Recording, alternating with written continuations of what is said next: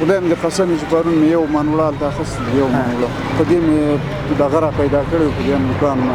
او په نور به وس لرم نو خدای بنده باندې الله دې درته اسانه کړي دغه کې راته لږ پیسې کرام را خو راکړه څونه درکړم یو غاړه راکړه ورکه پیسې رابلې شي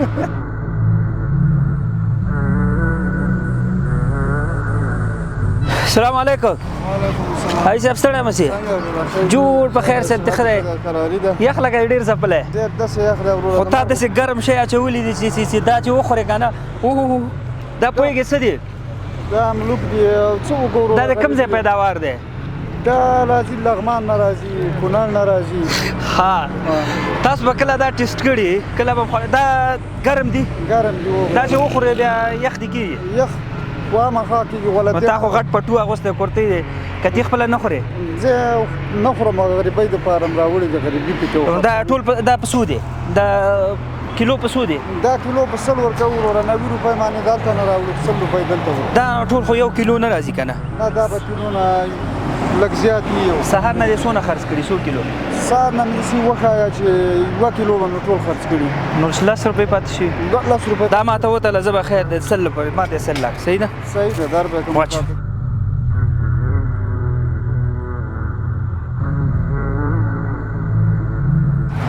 تا خو پکې دا پوټکي هم راته ډېر واچول تا سرګي دی خو دغه به لري موږ به ماښام ته پیوانه پخه پیدا کړو ښه ودرېږه ترازو کې خو به انشاءالله نه ترازو کې به فرق نه وي برابر شو که نه هو برابره شوله د کې زیږي یو کیلو دې کې دا یو کیلو زیږي انشاءالله دا څو 100 روپۍ شوې ښه صحیح ده 100 روپۍ شته سره نه ما سره نه میده لري میده څونه میده ما سره شاید 500 ګونې ما سره خو دغه روپۍ دا 100 روپۍ دي ټول مې دغه 90 روپۍ کار مې کړی دی ټول سهار رئیسه دغه روپۍ دي سهار نه 90 سهار نه 90 روپۍ دغه وشماره دغه نور دغه راکه د خلاص قول و دغه خدای تعالی کوم چې دغه دي مسلمان منم ګزاته خبره ته وکم خو الله مینی پاس الله دې کنه او نشته کار نشته روزګار نشته دغه نه کوو خو هم ناجایز دغه خو ماته میده راوړه زه به تا ته میده پیسې درکړم تاسو فکر وکئ دې کاکا د سهار نه دغه 90 روپو کار کړی دی 90 روپو کار نو 90 روپو کې فرض کا د څومره ګټي که ډېرو ګټي 10 روپۍ پکې ګټي صحیح ده یو کیلو ماتې واغستل نیمه کیلو دلته پاتې دي نو څه احساس کوئ تاسو راغلی کاکا ښه د تا ما سره 100 روپۍ کېږي دا خو دې خپلې واخله ما ته به 100 ګون راځي تا ته 100 ګون دا وخت صحیح شو زه د 100 روپۍ یو کیلو پیسو نور مې اضافه وه صحیح شو نور څه خدمت خو نشته خدمت والا کرا کور کې ډېری کرا رامانې پاتې ده بس موږ هم کور کې ډېری یو کاکا څه وکړو الله دې اسانه کړي لاړو خو 100 کېدلې هغه 200 مې درکړه صحیح ده خدای په امان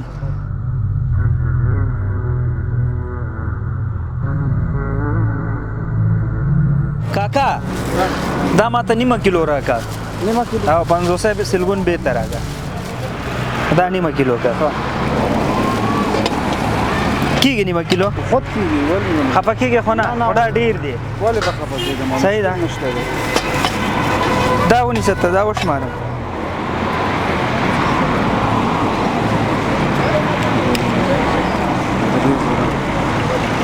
څلور نیم زره څلور 300 دا شوې او 200 مخکې درکړو 15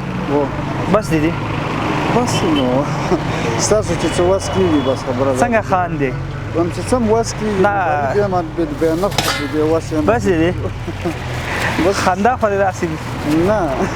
د خوشحالۍ خاندې که خوشحالۍ خود خاندي دغه نو روپۍ موږ کله لیدلي دي کله پیدا کړي دي خبره ده دغه ریړۍ باندې 10 روپۍ په دغه کې موږ دا کیلو کې نشو ګټلی ټوله ورځ وګورو خاده باندې به ځان ته نور هم واچوې صحیح ده کور کې اوړه ډوډۍ څه هېڅ نشته دی ورورو رښتیا خبره ته وکړم د حالات مې معلومېږي دې ټولو خلکو ته پته ته راکړه خلاص کولی چې څونه وخت کېږي اوړه دی نه دی اخیستی خدای مې د قسم چې پرون مې یو منوړال ته اخیستل یو منوړال په دې مې دغه را پیدا کړی په دې دوکان باندې او په نور به وس لرم نو خدای بنده باندې الله دې درته اسانه کړي کاکا بس دا زما وس و په ده به ځان ته یو 1000 روپو دا واچوي 2000 یو بوجۍ اوړه غوړ به واخلي صحیح ده بس الله ما ته خو لږ یو څه املوک نور هم راکړه در به نه املوک خو مې هغسې یو څه راکړه ښه درکړم دغه کې راته لږ پیسې کرام را خو راکړه څونه درکړم یو غاړه راکړه ورکه پیسې را بنیسي الله دې ایمان خدای په امان السلام علیکم دوستانو مطلب مو دا دی داسې خلک مظلومه خلک که چېرته وس او توان ستاسو پوره وي دا خلک دې ته ولاړ دي فقط 1 کیلو یې سهار نه خرڅ کړی 1 کیلو دا 1 کیلو به ورسره پاتې